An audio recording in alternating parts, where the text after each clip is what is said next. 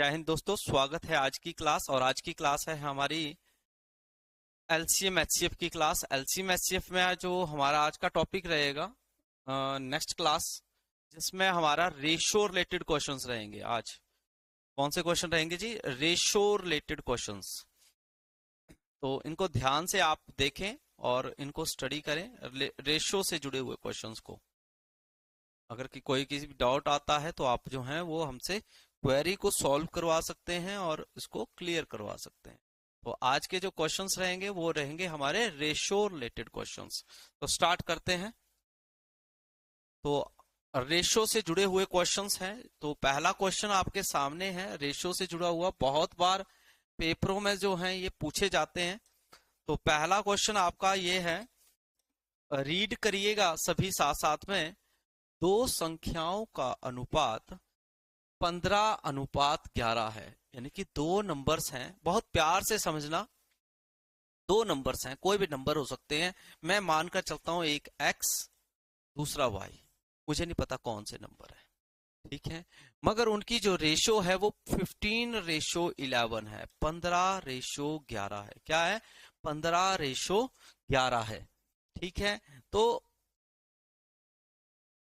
आगे इन्होंने कहा है HCF 13 है। यानी कि ये जो नंबर हैं, इनकी जो नंबर्स की ये क्या है? रेशियो है, ठीक है। इन नंबर की जो रेशियो है वो तो 15:11 है, मगर इन दोनों नंबर का जो कॉमन पॉइंट है यानी कि 13 है। जो कॉमन पॉइंट होता है उसको हम क्या कहते हैं प्यारे बच्चे? HCF कहते हैं। क्या कहते हैं? HCF कहते हैं। किसको बोलते हैं HCF? कॉमन पॉइंट को, ठीक है। तो HCF आपका 13 है। कितना है? 13 है। तो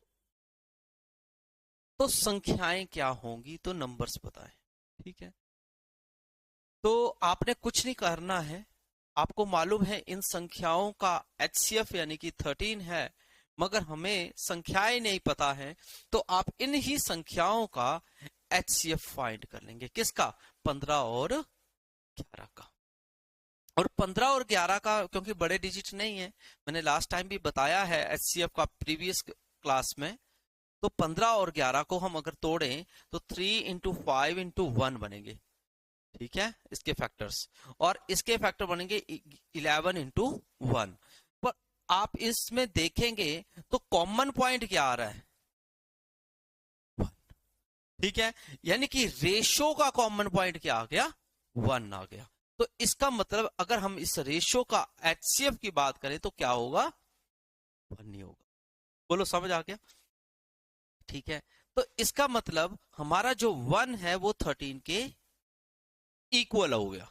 हमारा 1 किसके बराबर हो गया?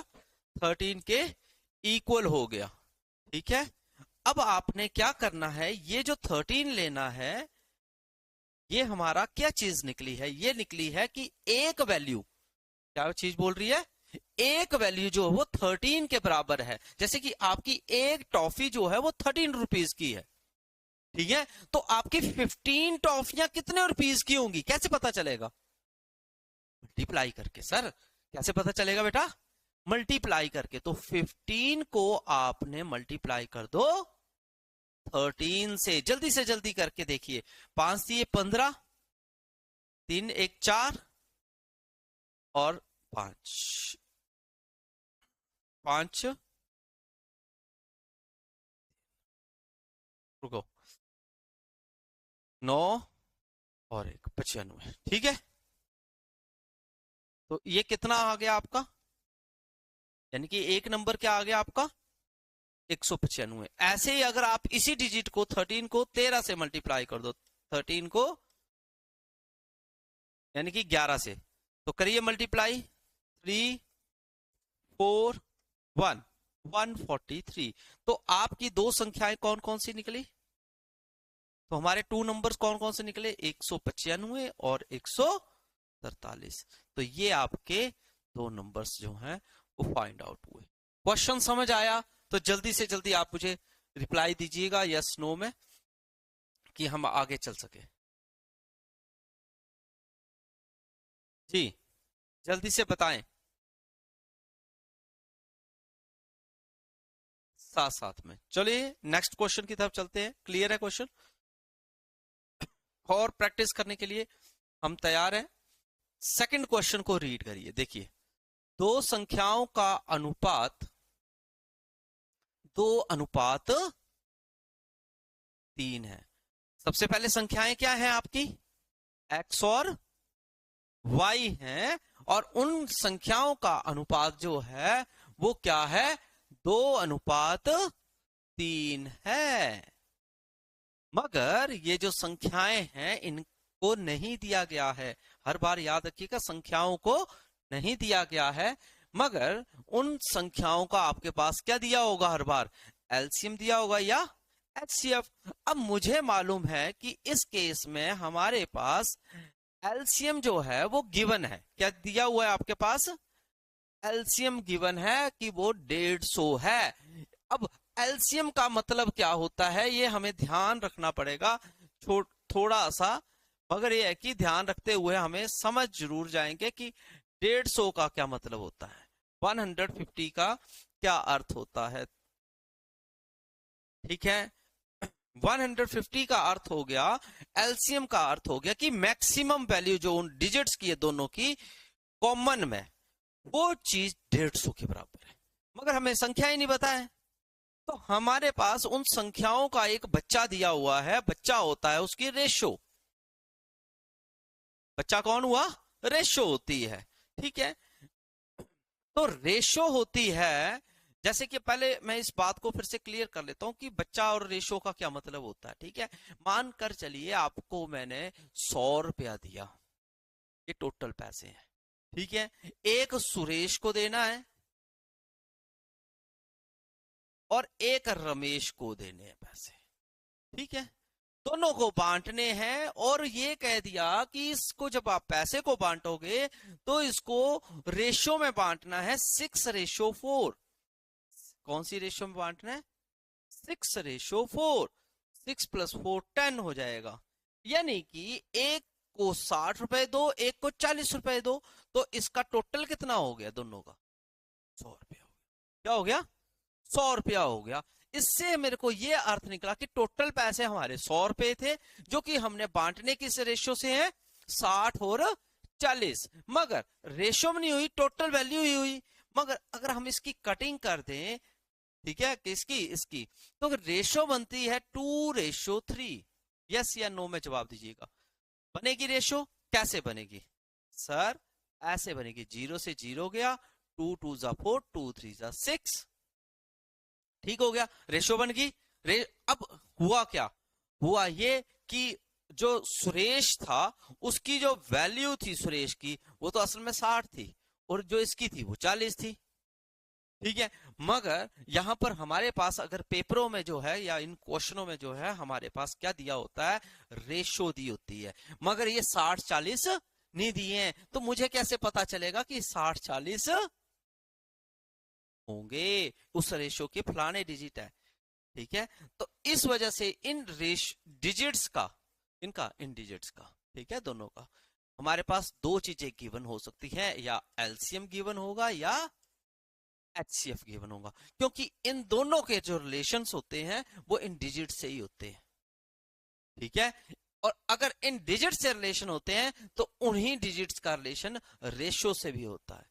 इसलिए हम इन क्वेश्चनों में क्या निकालते हैं? उसी डिजिट की अगर एलसीएम दिया तो एलसीएम निकालेंगे, एचसीएफ दिया है तो एचसीएफ निकालेंगे। तो 2 और 3 का क्या लेंगे हम? एलसीएम लेंगे। क्लियर हो गया क्यों लेंगे एलसीएम? 2 और 3 का एलसीएम क्या हुआ? 6 हुआ। तो हमारा 6 जो है वो 150 के बराबर हुआ। ठीक है, तो मेरी 6 की वैल्यू 150 है, यानी कि 6 टॉफियां जो हैं वो मेरी 150 रुपए की हैं।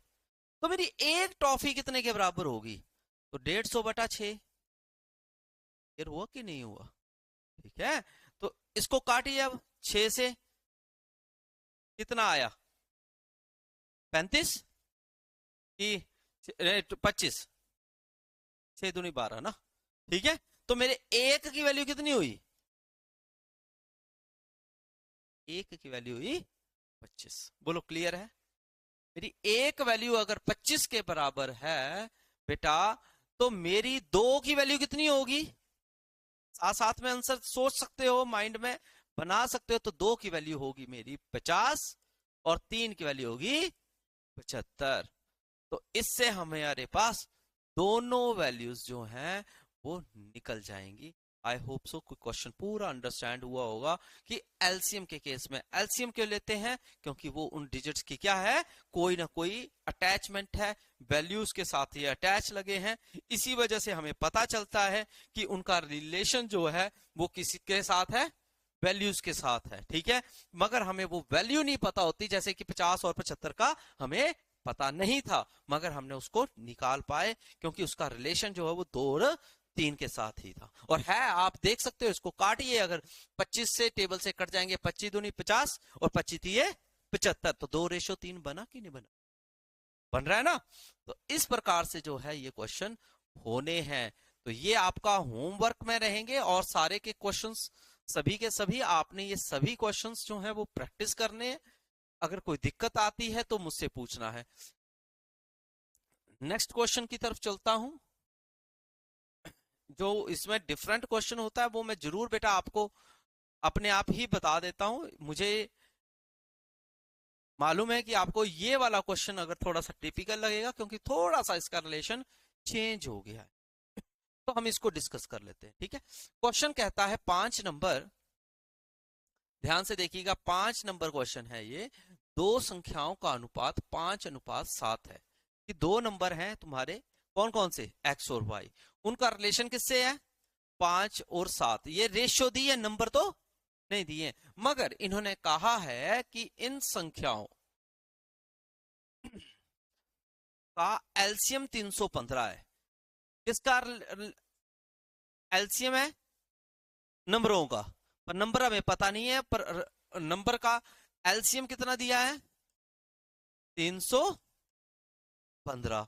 तो आपको पता है एलसीएम अगर 315 दिया तो इन रेशियो का भी तो उसी के साथ एलसीएम के साथ रिलेशन है, तो हम इनका भी क्या ले लेंगे, एलसीएम ही ले लेंगे। तो 5 दिए 7 5 35, 35 इसका एलसीएम हो जाएगा, कितना हो जाएगा 35। आपको पता लग गया 35 आपका 315 के बराबर है, तो आपका एक किसके बराबर होगा, तो 315/35 कर लेंगे, हाँ या ना। ठीक है, काटिए अब, 5 से काट दीजिए, 5 7 35, 5 6 30, 5 3 15, 7 कम 7 7 3, तो 1 की वैल्यू हुई 9। क्लियर है कि नहीं है, 1 की वैल्यू 9, क्लियर है कि नहीं है, ओके है, क्लियर है सबको, ओके।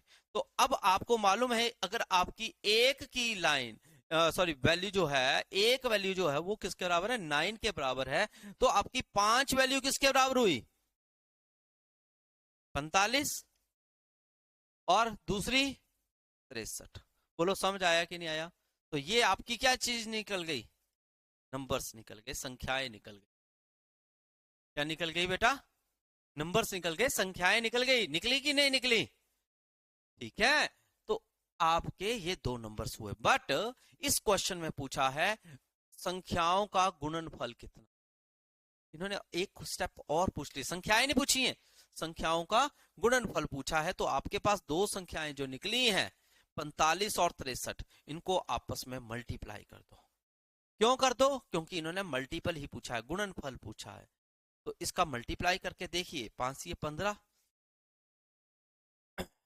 और 4 ये 12, 5 के 30, 30 वो 40, 42 दो, 4 वो आगे 6, ओके 24 2 28, 3 है, ठीक है 28 35। तो यही आपका इन्होंने पूछा था गुणनफल प्रोडक्ट। ठीक है, तो 28 35 आपका आंसर आया। क्लियर हुआ कि नहीं हुआ, ठीक है, सब कुछ इसी प्रकार के ये क्वेश्चंस हैं जो कि आपको ये टाइप्स आपको लगाने हैं। आई होप सो कि आपको ये टाइप अच्छे से क्लियर हुआ होगा। अगर आपको ये टाइप क्लियर हो गया तो जरूर लाइक कर देना, लाइक या हैंड्स अप करके कि आपको क्लियर हो चुका है।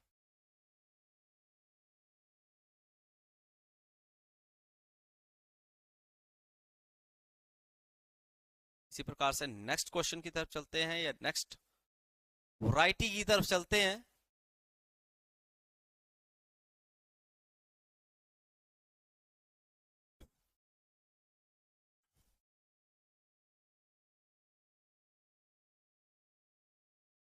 नेक्स्ट टाइप आपके सामने आ चुका है बेटा, ध्यान से देख लीजिए।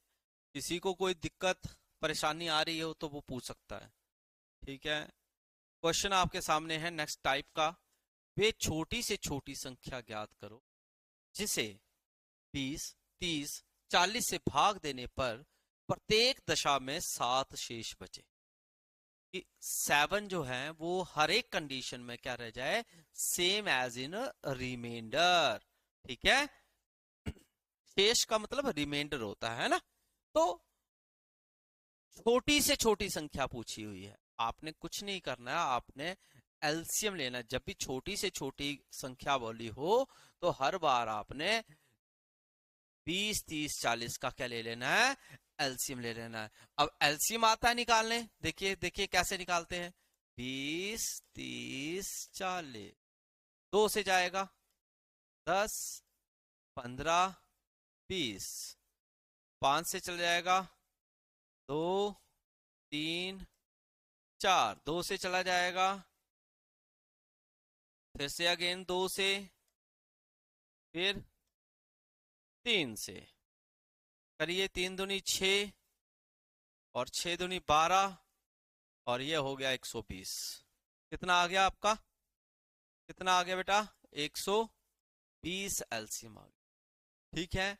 और रिमाइंडर इन्होंने कितना बोला था, 7 शेष बच जाए। जब भी छोटी से छोटी संख्या बोली हो और रिमाइंडर आपको जो भी दिया हो वो उसमें प्लस कर देना, तो आपका आंसर कितना हो गया, 127। 127 आपका आंसर हो गया। आई होप सो कि आपको क्लियर हुआ होगा। इसी प्रकार से आपका नेक्स्ट क्वेश्चन है, ट्राई करिए। आफ्टर देन हम इस क्वेश्चन को आगे लगाएंगे, ऐसे नहीं है कि डायरेक्ट ही आगे आगे लगाते जाएंगे। तो सबसे पहले ट्राई कर लीजिए प्यारे बच्चे।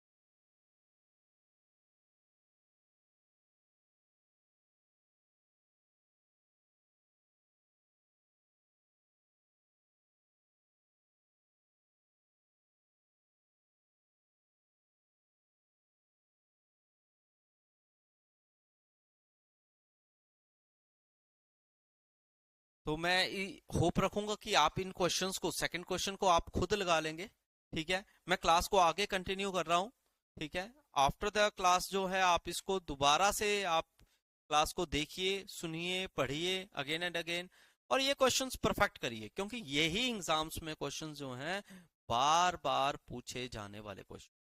तो यही टाइप्स जो हैं कई बार पेपरों में आते हैं, तो बच्चे पूछते हैं कि सर हमें ये कैसे आया कैसे गया, क्योंकि भूल जाते हो तो फिर प्रैक्टिस नहीं हो पाती आपकी। उसके लिए ही आपको करवाए जा रहे हैं बार बार बार, और आप इनको परफेक्ट कर लीजिए, इससे बेस्ट कुछ नहीं है। नेक्स्ट टाइप पे चल पड़ता हूं मैं क्वेश्चंस के।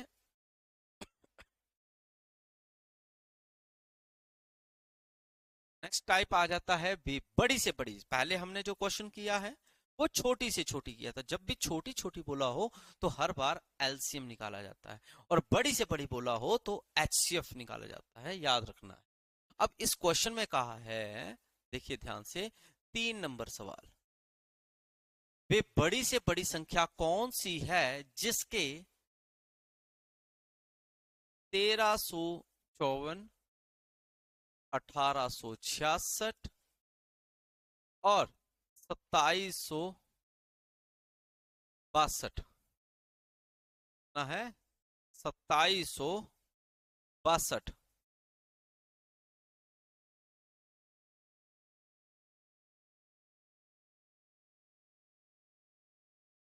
से भाग देने पर प्रत्येक दशा में कि in all condition the remainder will be same as in 10, मतलब रिमाइंडर जो है उसका 10 ही बचे। जब भी ऐसे दिया हो तो हर बार पहले आपने 10 को हर डिजिट से माइनस कर लेना। क्या कर लेना है, हर डिजिट से 10 क्या कर देने हैं, माइनस कर देने हैं। बोलो समझ आया कि नहीं, ठीक है। माइनस कर लीजिए, कितना आ जाएगा, 4, 4, का 6 5 8 1 का 2 5 7। देन आफ्टर देन ये जो डिजिट्स आए हैं इन सब का आपने क्या निकाल देना है अब एचसीएफ।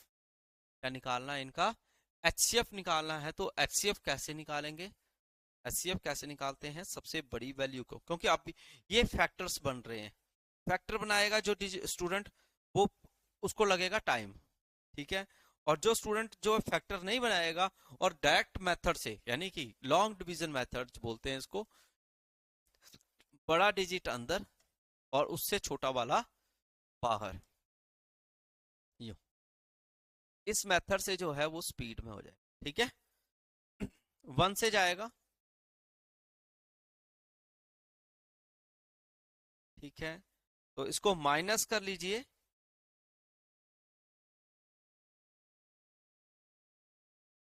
कितना आ गया 896। आफ्टर देन 1856 अंदर आ जाएगा। तो 896 को अगर 2 से भी गुणा करते हो तो आपका बनता है 1792। माइनस किया 1792 को तो 64 आए, कितने आएंगे 64। आफ्टर देन फिर से डिजिट अंदर हो जाएगा, कौन सा 896। अब 64 को अगर हम किससे मल्टीप्लाई करें कि इसके नजदीक की वैल्यू बन जाए,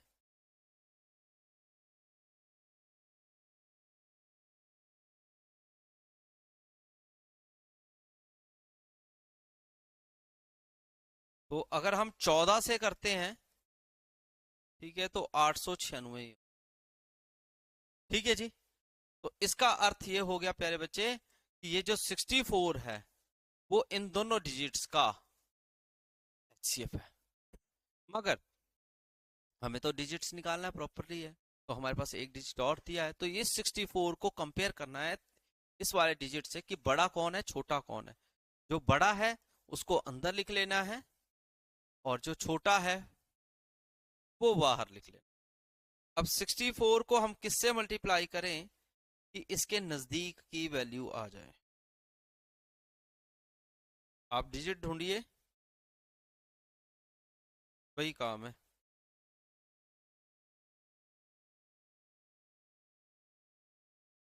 तो ये डिजिट होगा आपका 21, 1344, पूरा का पूरा ही कैंसिल हो जाएगा।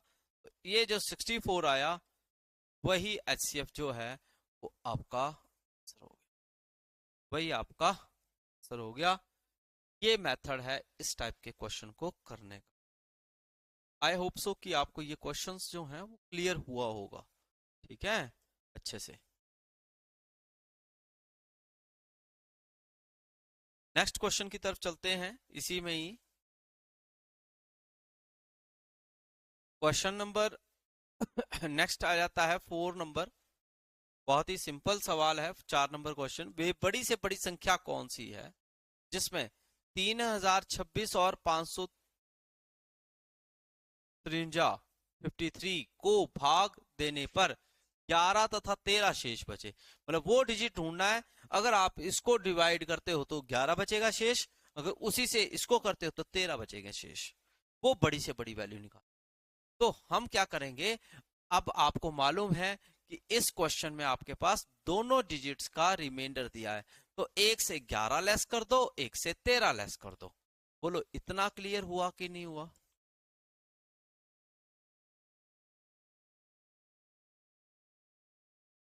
जीरो। इतना क्लियर हो गया। अब आफ्टर देन इसके बाद क्या बताया है आपको, एचसीएफ निकालेंगे। क्या निकालेंगे प्यारे बच्चे? एचसीएफ निकालेंगे। जो बड़ी रकम होगी वो अंदर आ जाएगी, यानी कि 3015 अंदर आ गए, 540। तो 540 को मल्टीप्लाई कर देंगे अगर हम 6 से करें तो होता है 3240, और अगर 5 से करें तो 2700। तो हमारे नजदीक का जो है वो 5 से जाएगा 2700, तो कितना आ गया बच्चे?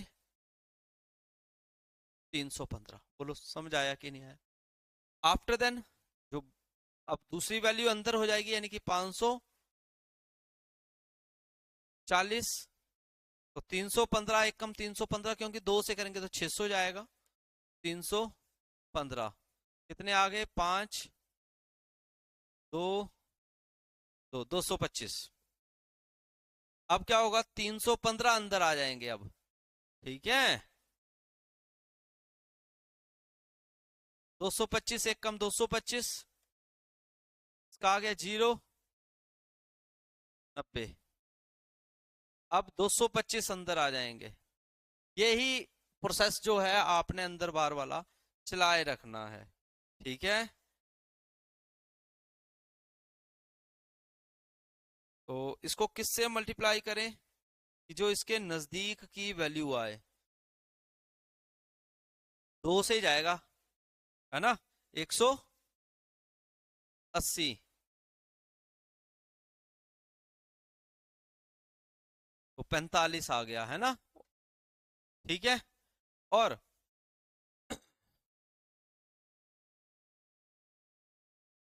इसके बाद 45 वहां बाहर रह जाएगा, 90 आ जाएगा, तो 45 दूनी 90। तो आपका एचसीएफ क्या आया? एचसीएफ क्या आया? 45। कितना आया? 45। और 45 ही आपका आंसर होगा, वही डिजिट है जो आपको इसको डिवाइड करते हैं तो 11 रिमाइंडर बचेगा और दूसरे से 13 रिमाइंडर। तो इस प्रकार से ये क्वेश्चन हो। आई होप कि आपको ये क्वेश्चन भी अच्छे से क्लियर हुआ है। इसी प्रकार से नेक्स्ट क्वेश्चन की तरफ चलेंगे हम। क्वेश्चन नंबर 5 है।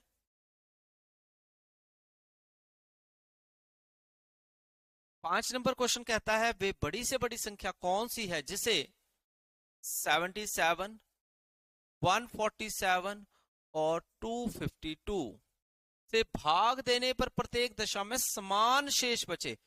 ये लिखा है। समान मतलब in all condition having the same remainder. ठीक है, तो इसमें आपने सबसे पहले मेरी बात याद रखनी है, इसको सीक्वेंस में लगा लेना अगर डिजिट आगे पीछे दिए हो छोटे से बड़े की तरफ। देन आफ्टर देन आपने इसको इससे माइनस कर देना, इसको इससे माइनस कर देना और इसको इससे माइनस कर लेना है आपस में ही। यानी कि क्या कहा? 147 में से आप 77 माइनस कर लो, 252 में से 147 माइनस कर दो, और 252 में से ही 77 माइनस कर लो। ठीक है, जो आपके पास डिजिट आएगा उसी का बड़ी से बड़ी बोला है, इसलिए हमने उन डिजिट्स का क्या निकाल देना है? H C. क्या निकाल देना है? H C. तो जल्दी से आप माइनस करें और रिमाइंडर जो इसके बचेंगे उनसे आपने फटाफट जो है एचसीएफ निकालना शुरू कर देने।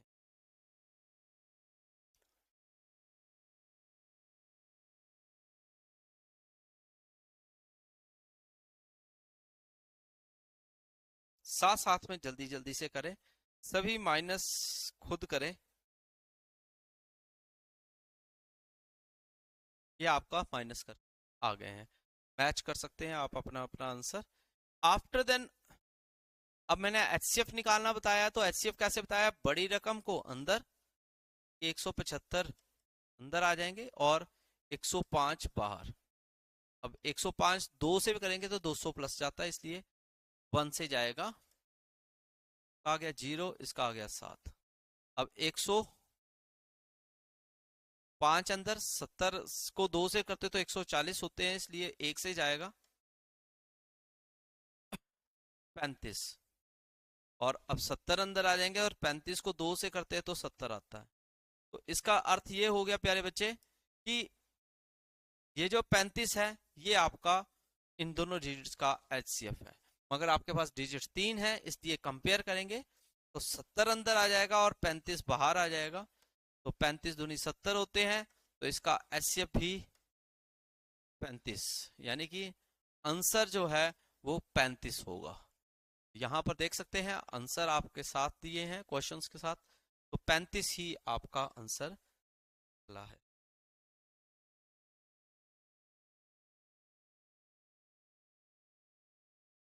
अच्छे से क्वेश्चंस क्लियर हो रहे हों तो फटाफट जो है मुझे रिप्लाई जरूर देते रहिए। बहुत ही बेहतरीन क्वेश्चंस हैं ये, और बेहतरीन टाइप्स हैं जो आपके लिए लेकर आया हूँ। टाइप्स को आप कवर करें और 1 to 1 जो है इन क्वेश्चंस को जो है स्टडी करते हुए आप जो है ज्यादा से ज्यादा प्रैक्टिस। इसी प्रकार से नेक्स्ट क्वेश्चन आ जाता है, नेक्स्ट टाइप आ जाता है। नेक्स्ट टाइप है हमारा सरलतम रूप ज्ञात करें, यानी कि सरलतम रूप मतलब आप समझ रहे हैं find in the simplest form. बहुत बार पेपरों में पूछे जाने वाला क्वेश्चन है, अक्सर ये पूछा जाता है सरलतम रूप ज्ञात करें। बच्चा बोलता है सर सरलतम रूप यानी कि ठीक है जी, जैसे पहला क्वेश्चन आपको दिया है 69/92, तो बच्चा क्या करता है, बच्चा ये एक काम करता है, बोलते हैं सर इसको काट ही लेते हैं, यही करते हैं। तो काटने में इसमें टाइम लगता है, जैसे कि अब ये काटना है तो 13 के टेबल से कट जाएगा, है ना। किसके टेबल से जाएगा?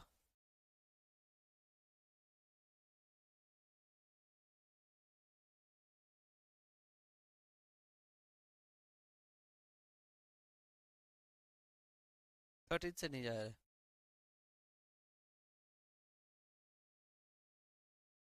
23 के टेबल से जाएगा। ठीक है, तो 23 3 जा बोला 69, 23 4 जा 92। मगर अब मेन इशू क्या आ गया कि 23 कैसे ढूंढना है कि कौन से टेबल से जाएगा। ठीक है, इसके लिए हमें क्या करना चाहिए, जो 69 और 92 है ना, आपने इन दोनों डिजिट्स का एचसीएफ निकालना। एचसीएफ क्या बताता है, एक कॉमन पॉइंट बताता है, इन दोनों डिजिट्स का रिलेशन बताता है। क्या बताता है? रिलेशन बताता है। तो आपने 92 अंदर लिख लो, 69 बाहर।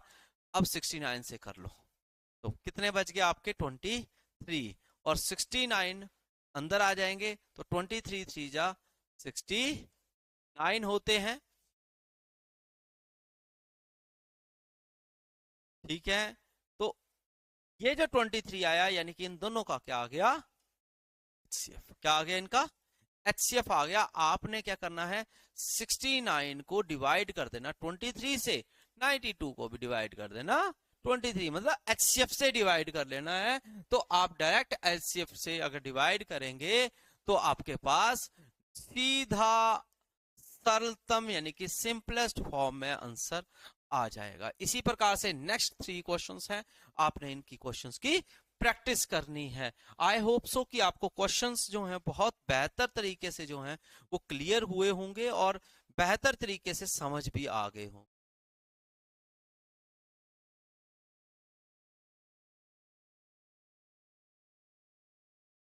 तो इन क्वेश्चंस को आप लगाइए एलसीएम एचसीएफ से रिलेटेड, और भी क्वेश्चंस हम इसी प्रकार से करेंगे, और आप इन क्वेश्चंस की प्रैक्टिस करिए। नेक्स्ट क्वेश्चंस देखने के लिए जो है आप नेक्स्ट वीडियो को देखिए और टाइप्स को लगाइए, मैक्सिमम टाइप्स को आप कवर करते चलिए। तब तक के लिए अपना खास ख्याल रखिएगा। जय हिंद, जय भारत, जय हिमाचल।